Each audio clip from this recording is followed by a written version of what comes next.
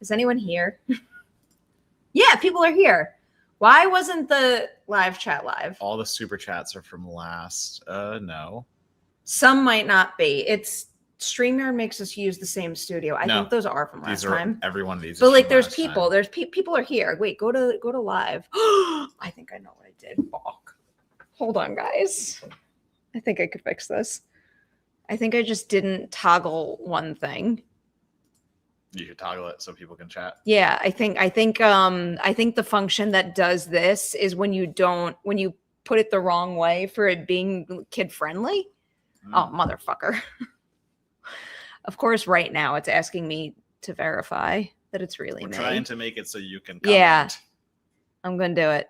I tried to comment they were going to be late and noticed there were no comments available. When it rains, it pours. When it rains, it pours. See? Yes, it's made for kids. No, it's not made for kids. Dear God, please, someone comment? Someone write something. We'll just go to the... That should have done it. Should have done the trick. I can try it. I have a YouTube. I have a bad feeling. Yeah, I think because you started it. No. Oh, wait, no. Live chat. And there's chats there? Chat's up. Okay.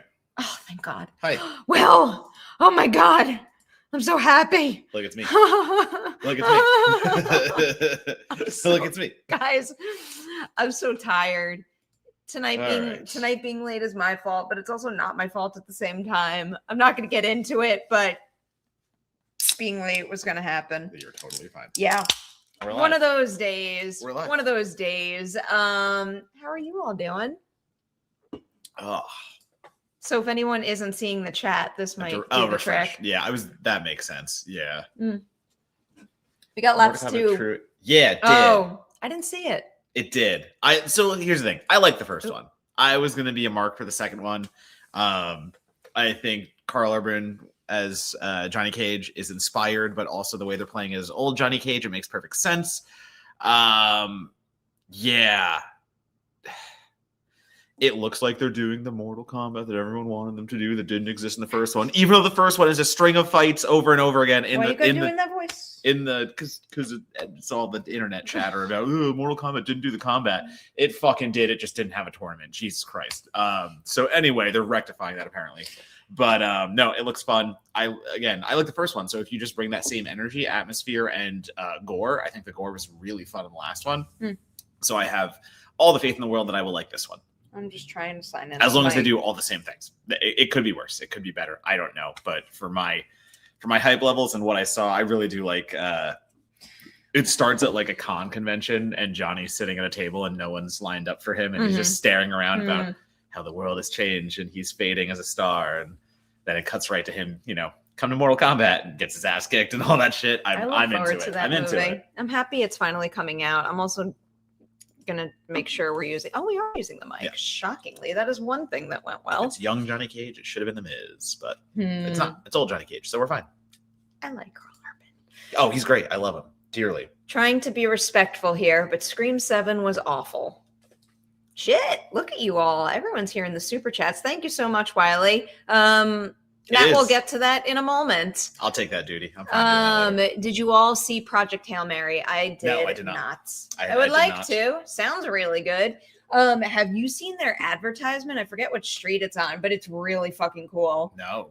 Like here in LA. Yeah. So sometimes they go above and beyond with the billboards, and this is a really fucking cool billboard. It's literally 2 billboards with him on a rope in between over the street. That's cool. I saw it the other day driving to a junket. I'm like, that right there. That's good marketing. I will admit, like, one of the weird, cool perks of living in LA is the amount of money that studios spend on LA specific advertising. Yeah. The SpongeBob movie that no one saw and like no one talked about. A bunch of subway bus stops in LA turned into Bikini Bottom bus stops, and like I just wanted to sit in one. It just looked cool. The Jurassic World Rebirth Yeah. 7-Eleven, Yep. that was a favorite. Yep. And also the billboard they did for, I think the billboard they did for Final Destination Bloodlines might be one of my single favorite pieces of marketing material ever. It was supposed to look like the folks that put up the billboard artwork had been like Final Destinations. So they were not well on the board. A strange but cool side effect of living in LA, seeing how much money goes into local specific marketing. I like when that stuff is so thoughtful. I agree. Happy Friday, everyone. Did anyone catch the first 2 episodes of the Scrubs revival? I really liked what I saw so far, at least for the most part. I didn't, but I'm excited to. I've seen Scrubs multiple times over, not even by my own doing. Like, I liked Scrubs, but I had a roommate in college who it was his, I guess, tradition every semester to just watch the entirety of Scrubs. So I have by proxy seen Scrubs so many times. I have watched episodes here and there, but I'm definitely I do love Scrubs, don't get me wrong. I liked it. Yeah. I feel like me not actually watching all of it isn't a sign of me not liking it. For some reason, comedies don't usually tend to be my beat. Oh, see, that's if I'm watching just television and like episodic television, like just in the background, comedy is where I'm going first. Even when I was a kid, though, like even growing up, it's like I was never a Friends or Seinfeld watcher. Like I'll casually see an episode every once in a while, but I was just watching other things, I guess. I just started Curb Your Enthusiasm for the first time ever. Like literally going to do that as my not watching anything that matters binge in the background when I start. So because I have this on the brain right now, I binged all of Ted season 1. You should watch that show. I think that might be your kind of humor. Tragically, I understand Ted is made for me. I thought I'm aware of what that sounds like. I thought it was really well done. If I'm being completely honest about it, I kind of thought I got all I wanted from that concept. So I never bothered watching season 1 until just now. And I watched it and I'm like, you know what?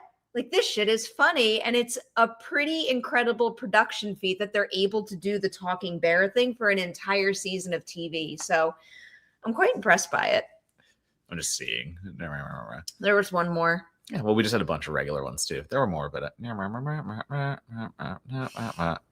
is that your live chat? A lot of Scream 7 that we'll get to. Yeah. Don't worry, we'll get there. Boop boop boop boop. Seeing the Bride Tuesday and Project Hail Mary Wednesday. Hell yeah. I get to see the Bride on Monday. I'm excited to hear what you think. You saw it, right? I did. And?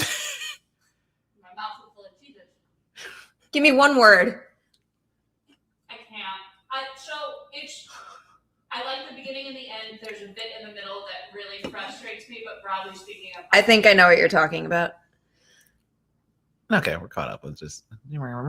I just want to see if there's anything to catch up with. And click the last one. The finale was a mess, but I enjoyed Scream 7. Ooh. We can get okay, hold on. We'll keep going with Yeah.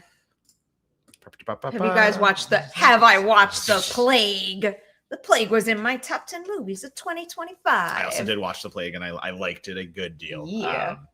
Had my problems with it. I think the ending falls a little flat for me, but I think everything else about it and what they are accomplishing with that kind of storytelling and cinematography very good. Yeah. I think the Plague ending is worth it. I think the whole movie is great while you're watching it, but I have a different opinion on the ending. I think the way it does end is what makes it linger so strongly. That is fair.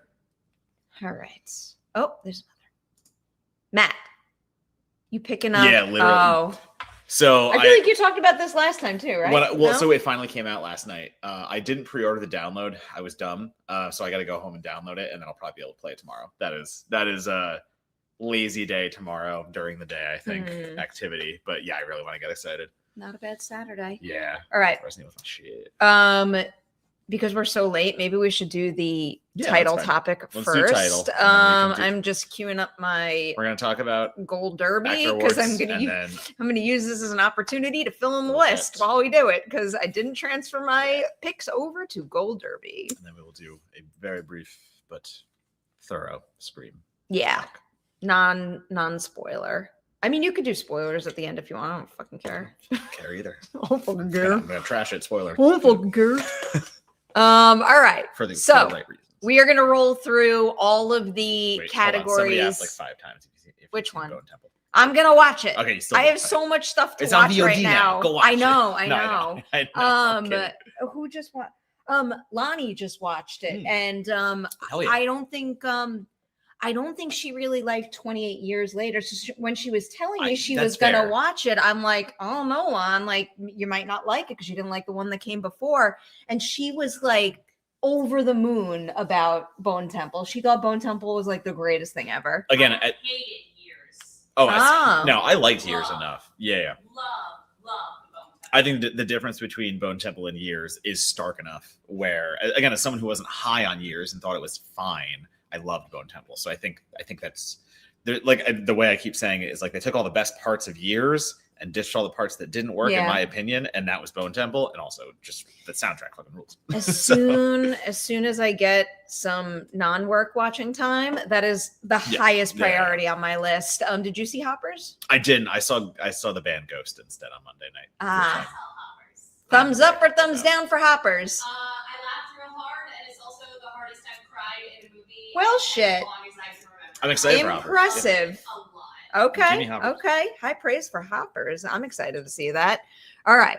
So we are going to do our actor award predictions right now. And we'll in real time. Yeah. I love this. Okay. We'll go category by category. All right. So first we're going to look at film ensemble. The nominees are Sinners, One Battle After Another, Frankenstein, Hamnet, and Marty Supreme. Matt, I will let you choose with this category. Do you want me to go first or do you want to go first? I think for me, if those are the choices, it's Sinners. So that would be my pick. Obviously, my real pick would be The Long Walk, but that didn't get nominated. So, yeah, Sinners. I think One Battle is close, though. I mean, like, One Battle is another fantastic ensemble. I think just by sheer size and power, like Frankenstein, Hamnet, and Marty Supreme. Oh, I don't know. Marty Supreme is pretty big, too. But yeah, for me, it's either Sinners or One Battle, and I think Sinners wins that race. I am picking Sinners to win. Yeah. I think it is going to win this category here. I think it's going to win this category at the Oscars, the casting category. Right behind, I'll put One Battle After Another. From there, I'm going to jump down to Marty Supreme because Odessa got that surprise nomination that I'm feeling really good about. Whereas my number 4 pick, which is Hamnet, Paul Mescal got Paul Mescal got snubbed at the Oscars. But Odessa getting the nomination is raising Marty Supreme for me. So that would make Frankenstein my number 5 here. Yeah. So Sinners for the win. Now we're going to move on to. God, somebody just asked about Paramount WB. Let's not do that tonight. We'll do Paramount WB. Tired. We'll do Paramount WB next time because I don't like it. That takes some real thought process to get through. It's bad. I mean, the easy part is we're fucked, but you know. Yeah. Do you want me to do? They don't call it film actress. Why? It's best female actor in a leading role. Do you want me to go first in this one? Yeah. So my order is going to be. I'm with you. I mean, the clear Buckley. favorite is Jessie Buckley. At this point, I think she is likely going to win the Oscar unless the number 2, Rose Byrne, winds up being the surprise win at the Actor Awards, which is something that could happen. Even so, I don't think Buckley is going down at the Oscars. Yeah. I think that's locked. I think she's going all the way as well. And then so I have Jessie Buckley, Rose Byrne. After I'll go with Emma Stone, award season darling. From there, I'm going to go Chase Infinity because, she's great in the movie, but also because One Battle in general has more love and is on more radars than Song Sung Blue. I also think all of these movies are stronger movies overall than compared to Song Sung Blue. But I did not like Song Sung Blue. I think Kate Hudson is quite good in it. But she's the one good thing to me in Song Sung Blue that doesn't feel like a cover. And it's, All right. So from here, I'm assuming it's going to take us to film actor, actor.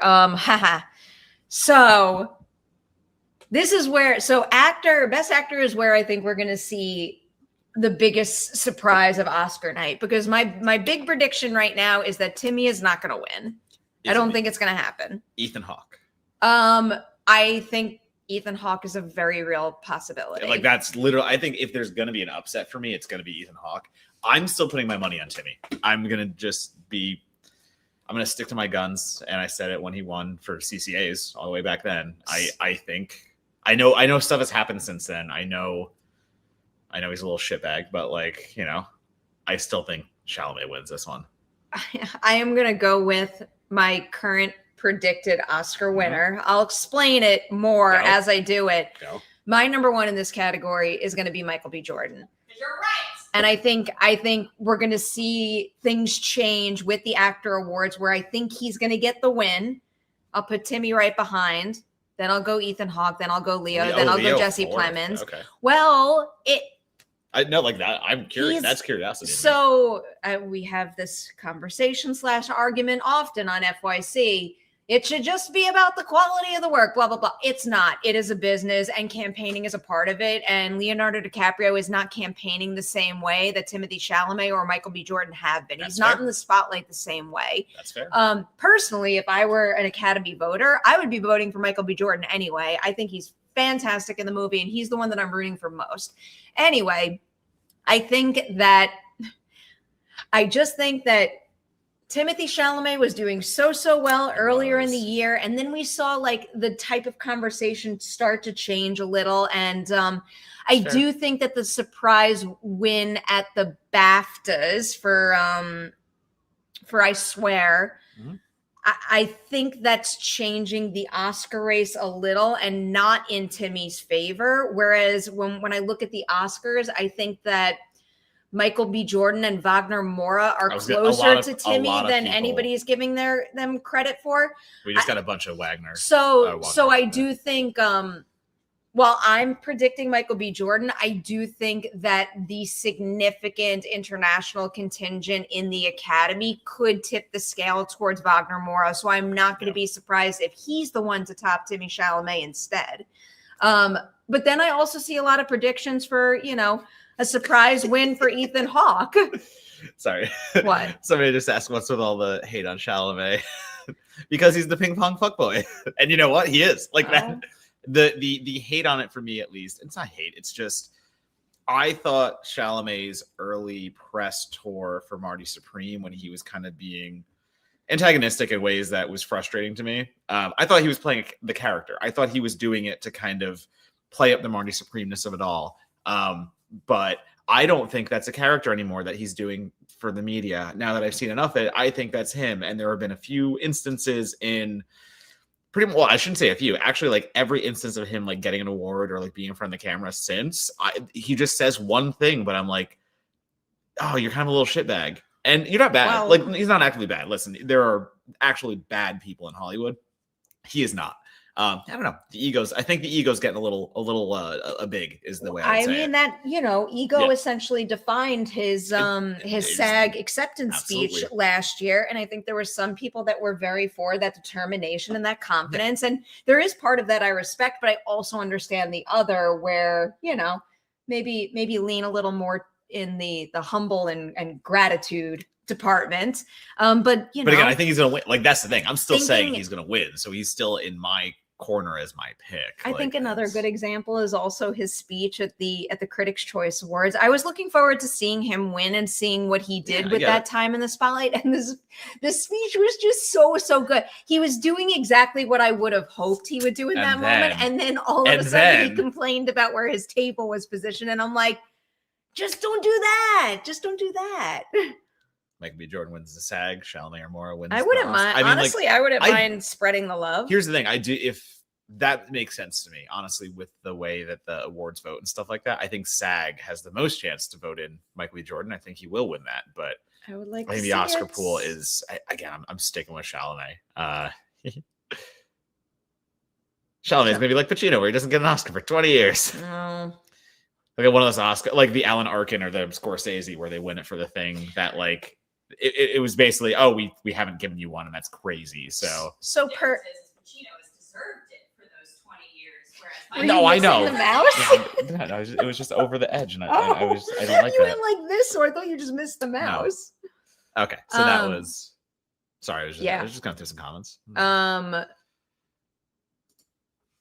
we're going to. What's next?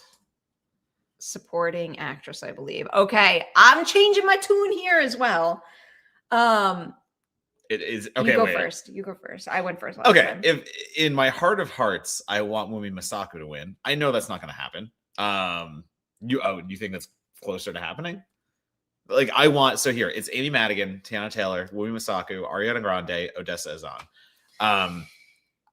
Woomy would be my like heart of heart picks. I think I've now seen too much of Amy Madigan to be like, that's the popular pick. So I think I'm going to take the front runner in this one and say Amy Madigan. So I don't think she's front runner anymore.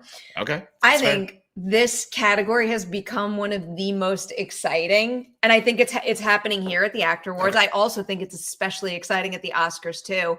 I think the race is so insanely tight between Amy Madigan, Tiana Taylor, and Wumi Masako. I love that. I truly think I'm going to make predictions right now, but I truly think it's a toss-up. So while I am going to tell you who my number one is, I 1000% in this particular category know that I could be wrong. Give me 3. Okay. So I'm doing like a little like mental math with the other categories because I do have a hard time imagining SAG voters going for Sinners overall, Michael B. Jordan, and Wumi. Yeah, that's fair. So I agree with that. I am going to say that Wumi loses this one, even though like I'm with you. I'd probably be very torn between voting that's for my personal. I'd probably be torn between voting for Wumi or Amy in this category. I love Tiana Taylor too, but those are my two personal picks. So I'm going to say that for that reason, Wumi loses here, but she might wind up winning the Oscar. That BAFTA win for her happy. Yeah. could not have happened at a better time. Yeah. However, though, Oscar voting is open now. So Wumi gets the benefit of winning the BAFTA and getting up there and giving like a really thoughtful, lovely speech. I think Sunday, it's going to be either Amy Madigan or Tiana Taylor, and that's just going to make the race even more difficult to predict. That's fair. I think I'm going to give this one to Amy Madigan. So that would make my ranked list. Amy Madigan, Tiana Taylor, Wumi Masako, Ariana Grande, Odessa Zion. But switch Odessa and Ariana. Get her out of here. Ariana? Yeah, get her out of here. I mean, yeah, things have not panned out well Get her for outta Wicked here. for Good at all. But Deservingly. For all I know, maybe Odessa does have a slightly better chance than Ariana. But anyway, Amy Madigan is my predicted winner here, which would ultimately put us into the Oscars with Amy Madigan being the SAG winner, Tiana Taylor being a Golden Globe winner, and Wumi Masako being a BAFTA winner. And Amy also has the Critics' Choice Award, but that would be a real interesting race. No, I know. Again, my personal is Wumi, but I am on the Amy Madigan train. So until that is derailed. So actually, you're right. Like if she does not win this, then I think that is the derailing that makes things especially interesting. If she wins this, though, I think that just helps solidify a little bit. This is a fun category. I also think it's really cool that, if we're whittling it down to the 3 of them, I'd be so excited for any one of them, please. Any of them. This one's getting real interesting actor, too. Yeah. I'll go first on this one. Supporting actor is Sean Penn, Benicio del Toro, Jacob Elordi, Miles Catton, and Paul Mescal. Okay. So many interesting things to consider. Paul Mescal getting snubbed at the Oscars, and that was a snub because he wasn't just like maybe he'll get in. No, he was on just about everyone's list the entire season. Dude got snubbed there. I think that snub basically obliterated his chances here. So that is a curious thing. Miles Caton not really getting nominated at things like the Oscars. I think the nomination is the win for him. He's going to have a wonderful career. No doubt in my mind, he'll be back in these types of conversations at some point in the future. Insanely talented individual. So that brings us down to the 2-1 battle actors and Jacob Elordi. And the very interesting thing about this category is that another potential frontrunner at the Oscars, Stellan Skarsgård, isn't nominated because Sentimental Value got wholly overlooked and International Features got wholly overlooked. So this winner is going to shake up that race. Undoubtedly, it is going to happen.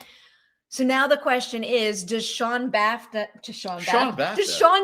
winning a pen winning a BAFTA really change the game that much? Because I've been saying the same thing about Sean Penn as I just had with Leonardo DiCaprio.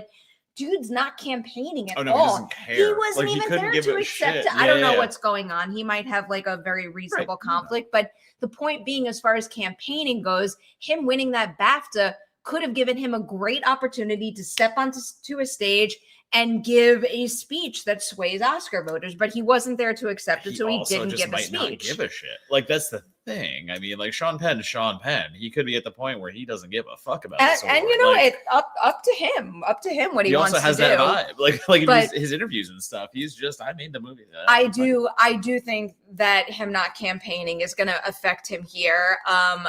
I was thinking at a point that Jacob Elordi really had a chance to go all the way because he started 2026 like real hot in this race, and I do think they lost. Yeah, I do think they lost a little bit of momentum. So I'm actually going to go Benicio del Toro. I love that. Don't get me wrong. I love Benicio. Then I'm going to go Jacob in that role. Elordi. Then I'm going to go Sean Penn. Then I'm going to go Paul Mescal, and then I'm going to go Miles Caton. I'm still going to stick with Elordi. Elordi? Yeah. Yes, I mean, I think it's the one. It's that and production design. I think You you're could- right. Frankenstein you could itself, be right. like, I know I wasn't even that high on it, so it's like, what is what? Andrew's getting in trouble? What Andrew say? Now I'm curious. Uh-oh. Have better taste.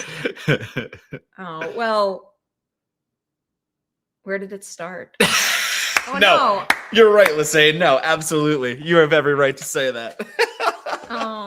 I won't put it up, but I got your back, Yeah, bro. I'll leave that be. You are correct. I'll leave that be. No, I won't leave it be. Good comment, Andrew. Film stunt tell you later. ensemble. I'll tell you later. Film stunt ensemble. Do you want to make some predictions?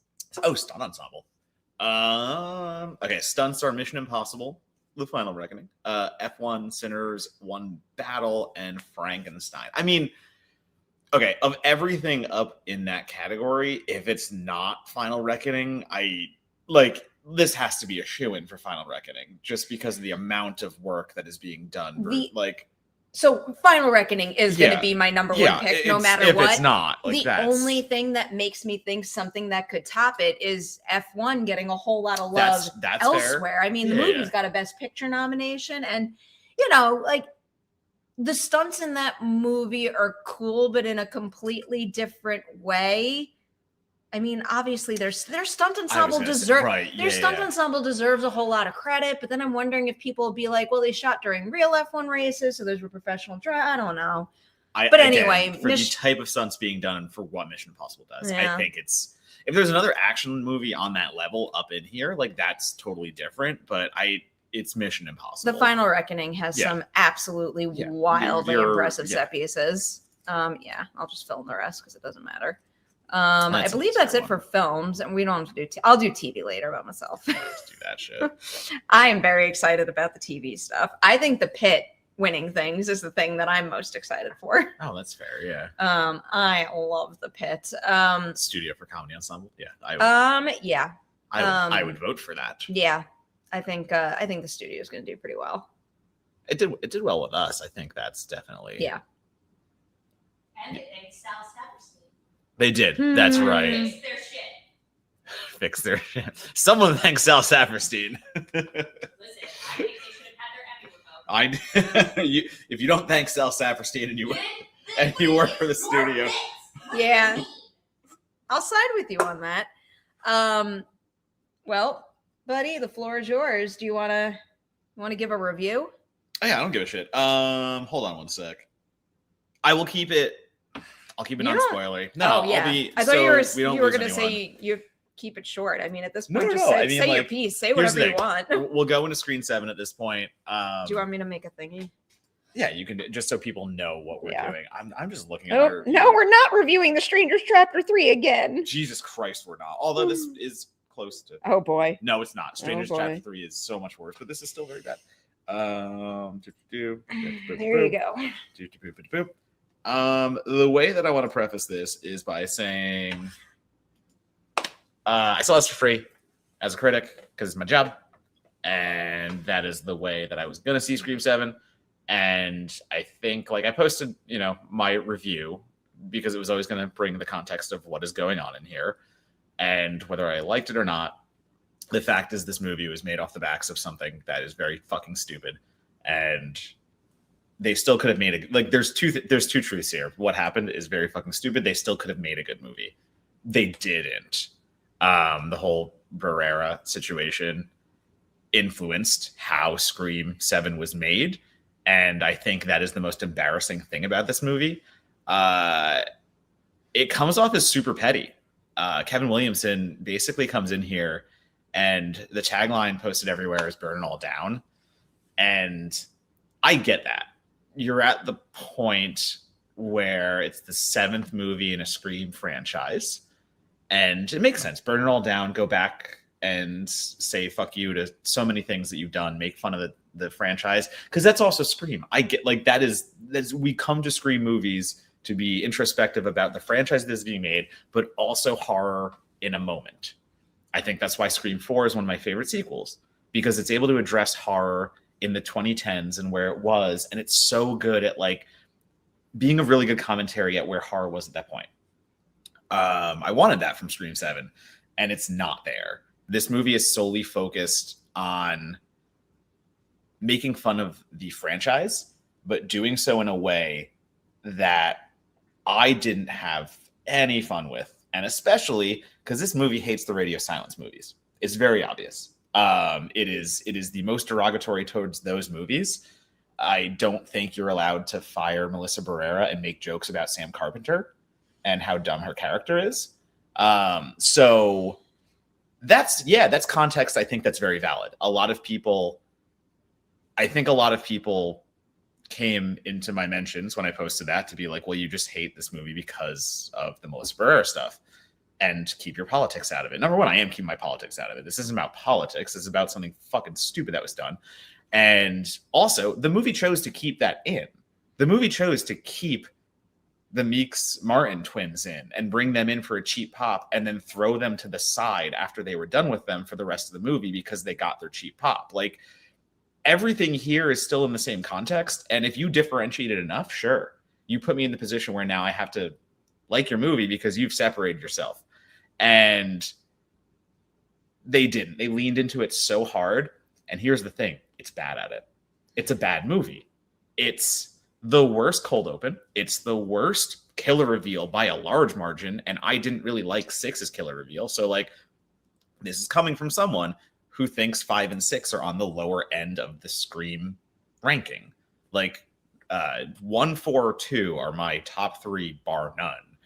And like, this isn't some defense in the whole, like, well, yeah, like, I love 5 and 6 so much, so of course I'm going to hate it. Yeah. No, I actually really like 1, 4, and 2 the most. So, like, I love the vibe of be snarky, be all that stuff. But again, I go back to the fact that, like, this is a petty movie. This is a petty movie for a lot of reasons. Williamson has, like, he's real salty about shit, and it comes out, and that's very bad. But yeah, so getting back to the actual movie aspects without all that out of the way, number one, that cold open it just doesn't have the satirical bite and the ferocity, I don't think, of the other ones. There's some fun with it, don't get me wrong. Basically, that pop-up we did for, was it Scream 5, I think, where it's the 6. So when we walked into the museum of all like this, that's basically the cold open.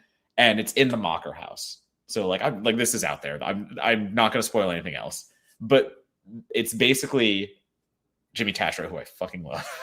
And God damn it, I don't know the actress. I apologize. I know Jimmy Tatro's name, and I don't know the actress's name, but they're 1 and 2. They're walking through the history of Scream, and it's like that nerd out moment of like, it's one of us being in there, and that's the cold open, and it ends with it burning down because fuck all this. That's what the movie wants to say. Where it goes from there is it's another Sydney plot. And I don't have a problem with once again going to the well of Sydney surviving trauma and Sydney proving that she is not being defined by her trauma in certain ways. And even though everyone wants her to, I couldn't give a shit less about her and her daughter. I think it's a poorly told arc, and this should be some cool generational conversation about, you know, how trauma passes and how you want to protect your child, but you can't, blah, blah, blah. I didn't find that connection very long lasting, or again, like wanting me to like see more of it because the mystery was bad. These movies are whodunits. And the whodunit, it is both nonsensical and so obvious when it happens, to the point where like the one universal I am getting is this is the stupidest killer reveal I have seen. And I mean stupidest in the like, you see it coming a mile away. The movie thinks it's being so smart about its red herrings, but it's not. The movie thinks it's being so smart about the characters it introduces and the way it's playing on tropes of like, you think it's the boyfriend, you think it's this, but guess what? It's blah, blah, blah, blah, blah. No, it actually telegraphs everything by doing so. And then it just ends in a fairly embarrassing fashion. And I compare it to I Know What You Did Last Summer, the reboot, and how bad that ending was. That is not a commentary on who the killer is. I want like, because we know who the killer in I Know someone mentioned that. I just want to say like, you know, it's not that. But this is like, oh, sorry, my foot's there. But no, this is Kevin Williamson doesn't have any juice here. Like, it's not satirical in the way that's witty. It's satirical in a way that's kind of dumbfounding. The tropes he roasts, he just leans right into, and he actually just reenacts those tropes. He doesn't do anything. And by the end of it, it doesn't feel like a Scream movie. It feels like a generic slasher movie with a ghost face mask, and it's lost any of the heart and soul that Radio Silence or Wes Craven brought to this franchise. It really feels like Kevin Williamson is pissed off that he had to do this, but not only that, he's pissed off that everyone else is more successful at it, and he comes off like a little bitch. That like actually breaks my heart. Yeah, no, really not a fan of Kevin Williamson after this movie, and Sick. He soured me on Sick in the way where that movie went. Cool. You can make those turns and do what you want there. Kill scenes are great. Not going to say it's completely wasted because, like, yeah, there's some really cool deaths in here, and he can definitely shoot a slasher chase scene. But when it doesn't feel like a Scream movie and the Sydney plot feels like a bandage over a hacky fucking just cranked out in a night slasher concept, yeah, no. You wait. You don't care about any character. You don't care about anything. And yeah, why is Sydney marrying a different Mark? It's just none of it makes fucking sense. It's just so stupid. Joel McHale's wooden as hell too. I love Joel McHale, and that pained me to come in as the husband character and have him be so bad. Yeah, it's a bad movie, and I was kind of worried because like, oh, what if I like this movie and stuff like that. I wanted to. Really did. Like, seriously, I wanted it to be a good movie just so I can contextualize it the right way and everyone can make their own choice. But guess what? It's not a good movie. And that's my stance on it. I've come around on 3. I won't come around on this because it's written on a fucking napkin and crayon. Cool. I'm not reviewing it. I didn't see it. I'm not going to see it. I feel like at this point, I might as well explain some of why, because people know that I love this franchise and I've been like added and messaged nonstop asking me where my review is, and I'm almost embarrassed to admit that I was wavering on whether or not to cover it and basically using every excuse in the book. Like, it's your favorite film franchise. It's your job. If you pass on work opportunities pertaining to your favorite franchise, will those companies overlook you the next time you want to cover a horror? I basically came up with a massive list of like why it's okay. And ultimately, every single one of those reasons felt incredibly wrong to me. I don't like how this movie came together. I don't like what the studio did to Melissa Barrera. I don't like what that choice says about what we are allowed to say and what it means for the state of the world. So ultimately, I decided that I don't want to see this movie, and I'm not going to. And I'm fucking proud of you. Yeah, good job. Yep. As a critic, I don't give a shit what studios think about me.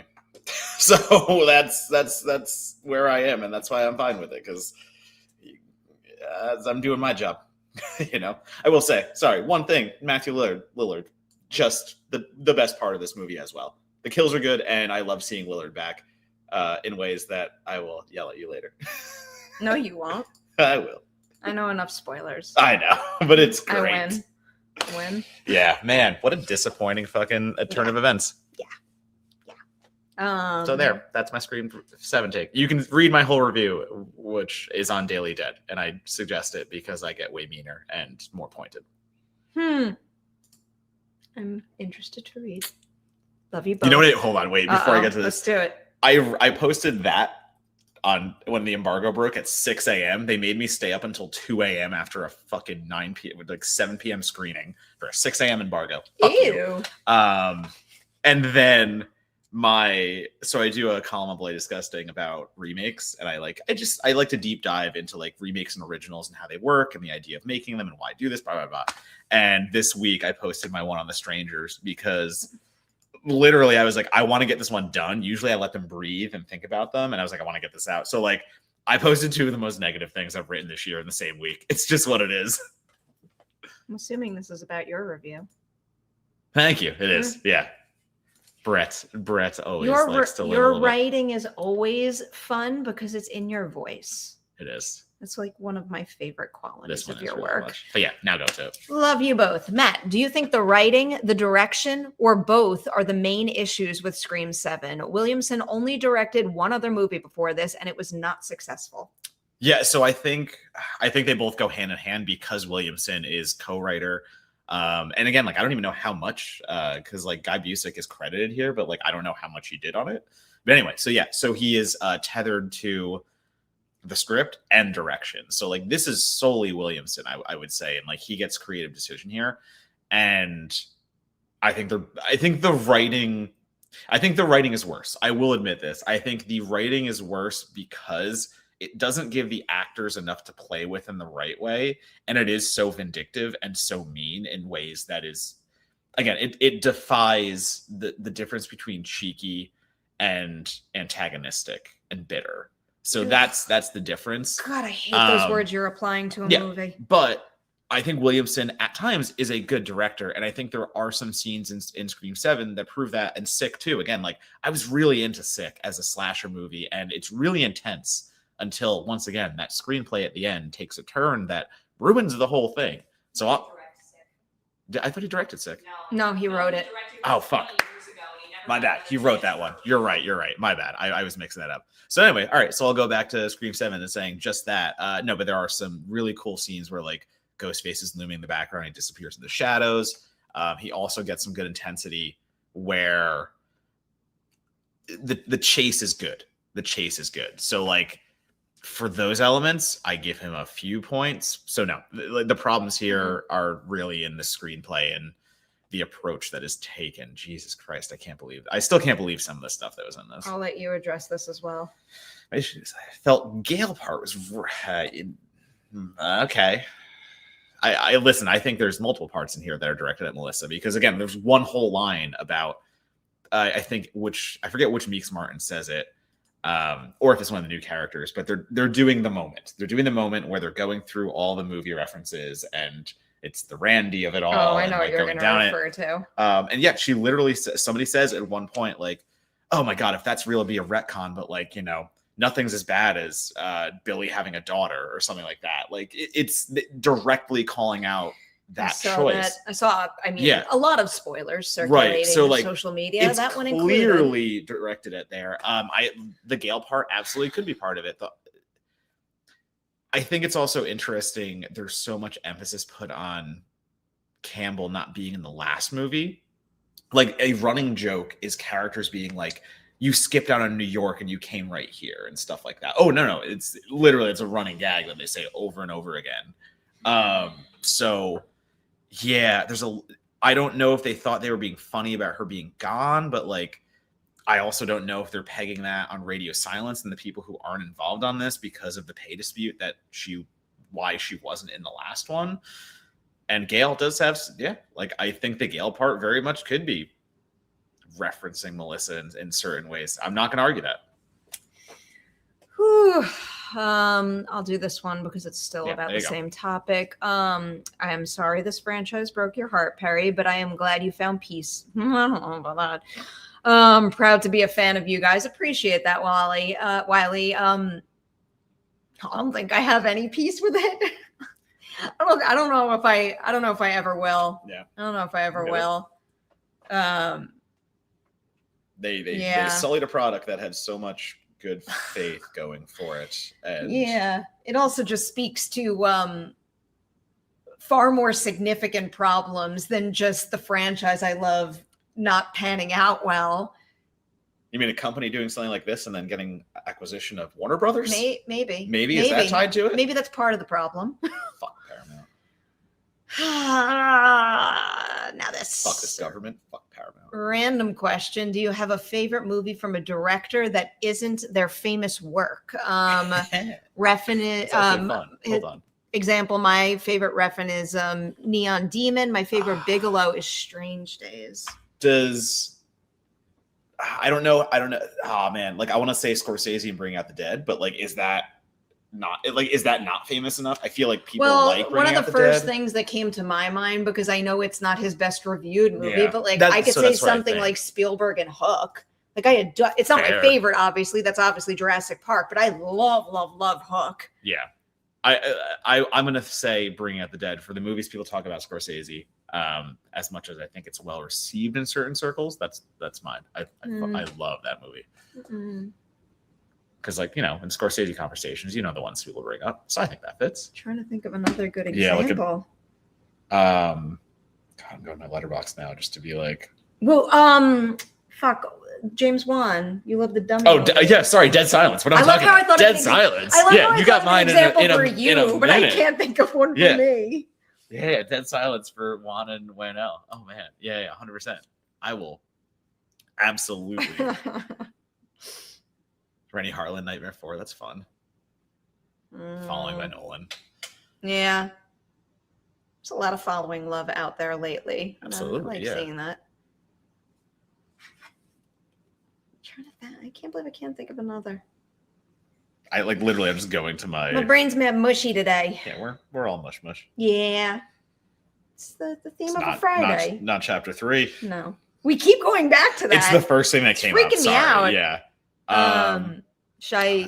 That's such a fun question. I actually I want to look into that now. So I'm gonna need you to at least screen one of these. Yeah, absolutely. Like, this is fine. That's not a spoiler.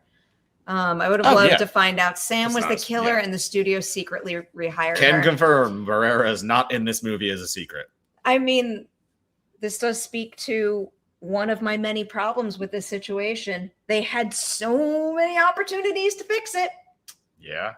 Sometimes you can actually fuck up real big, but say, I'm sorry, I was wrong, and make it better, and they did not. And that leads into this actually beautifully, because Gail being fired from her job was a Melissa reference, and contract not being renewed felt like a reference to Jenna, and that does tremendously. So here's again my problem. There were so many ways to fix this, and there were so many ways to do it right, and the ultimate way was just to hire her back, and that would have solved so many problems. The only other way you could have done it, and it's not the right way, but it's the only other way the studio could have, is if they just didn't reference it and they just kind of made a Scream movie that went back to basics. Maybe we don't talk about the last two, but the fact that they brought it into the movie and did it with this and direct references, you don't get to have fun with it.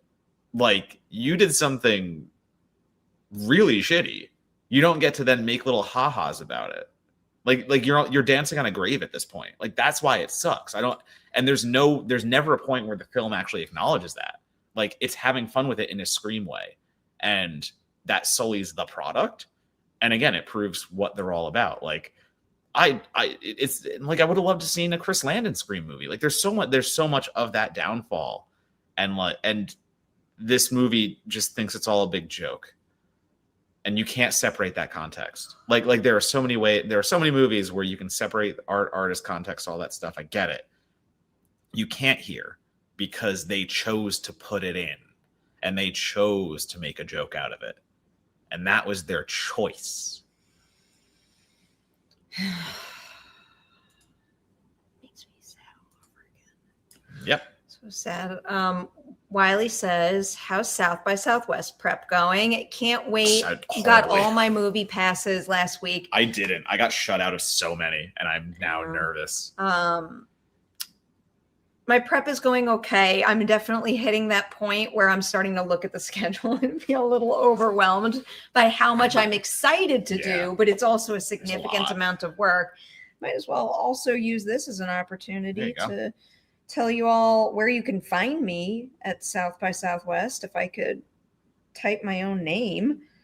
I just want to make sure to give you guys accurate panel information and also give you panel information that is actually public.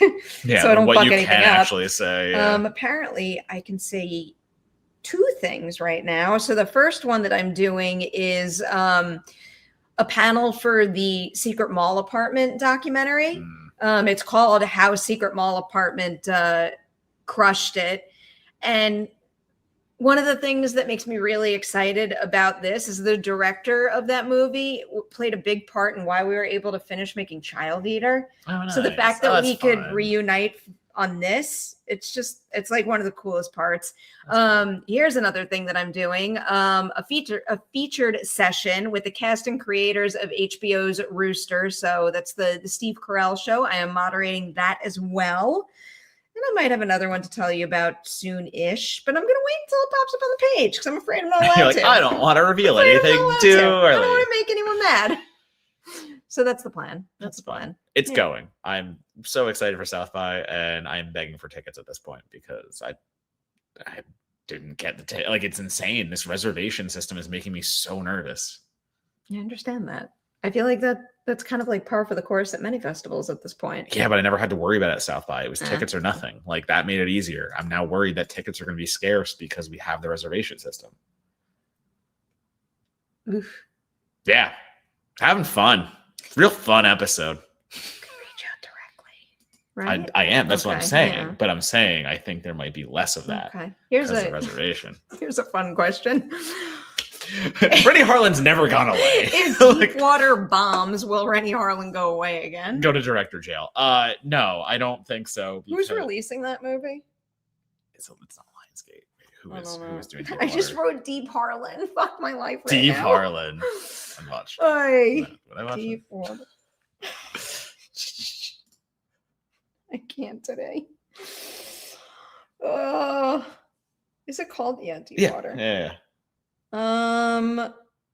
Magenta Light God, Studios. he made I that don't for think the no movie's money. gonna Then. make a lot of Yeah, money. he made it for no money. Like, yeah, he's good. He's fine. He's Rennie Harlan. He's just gonna keep making B movies and be fine with it. I mean, just again, if Rennie Harlan anybody, is inevitable. if anybody was not here earlier when we lightly referenced this, Yeah. like it's just like it's not good. We'll do it later. It's not it's good. not for tonight. It's bad. It's not that it's not good. It's bad. It's Paramount getting CNN. It's not. That's part of it. There's the film implications. There's so many other things, but it's Paramount getting control of another news source and an agenda being pushed where it previously might not have been.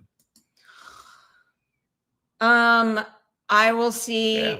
I will see Scream 8 if they do exactly what I said before. Whoops, we fucked up. Let's fix the mistake we made and apologize. Odds are that will not happen. So no, I will not see Scream 8 then. I will continue to do my job and give it no money and make money off of it. And that's it. I think we're caught up on Soupies. Until it gets sold. Please, God, sell the rights. If it gets sold, man. I'll be in a different situation then. I mean, it's not going to, especially after the box office that's looking for here. We'll see how that turns out, but someone said it was 7.8 already tonight. Yeah, no, I saw those reports. Crazy numbers. Uh, The Scream contingency always going to come out. You can have a big opening weekend though, That's but as true. is the case with any movie, if you do not have legs nowadays, then it's not going to be a success ultimately. fair. So we'll see. I'll be What are you selling- laughing at? Andrew. Sell the rights to Perri. That I'll one. be selling bootleg Scream Blu-rays out of the parking lot. JK FBI.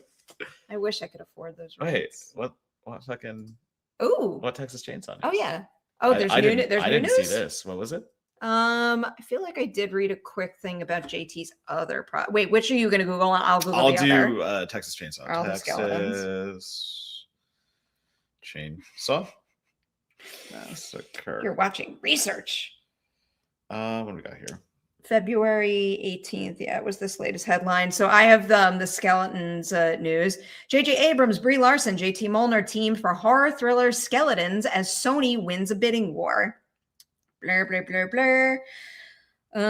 A thriller that has JJ on to produce and Brie Larson attached to star. The studio beat out Paramount, Warner Brothers, and Neon for the project.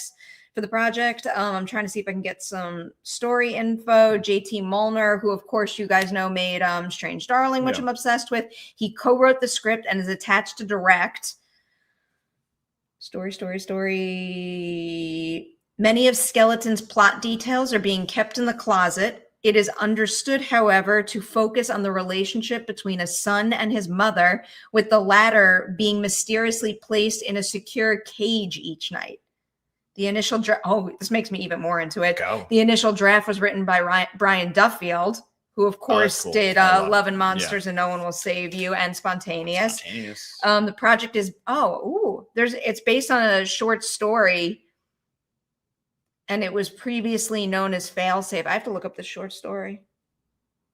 Cool. Anything JT is working on, I will go see.